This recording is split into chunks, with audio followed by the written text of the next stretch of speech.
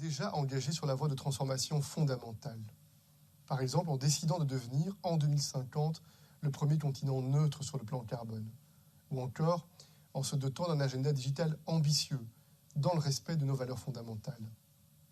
Cette pandémie, elle a décuplé notre volonté de transformer nos économies et nos sociétés. D'emblée et en urgence, 540 milliards d'euros ont été mobilisés. Ensuite, le Conseil européen a décidé en juillet de dégager des moyens financiers ambitieux et sans précédent, plus de 1 800 milliards d'euros pour les prochaines années, dont 750 milliards qui proviendront d'une émission inédite par sa nature et par sa taille d'obligations de l'Union européenne.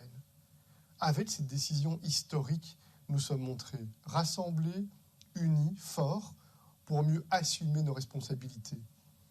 La responsabilité, elle commence d'ailleurs par voir les choses comme elles sont et non comme on voudrait qu'elles soient. Dans le monde d'aujourd'hui, l'abus de la force militaire, mais aussi économique, évince trop souvent l'argumentation et la négociation. Le respect des traités, principe de base du droit international, en vient même à être considéré comme optionnel, même par ceux qui en étaient il y a peu encore les garants historiques, et tout cela au nom d'intérêts partisans. Plus que jamais,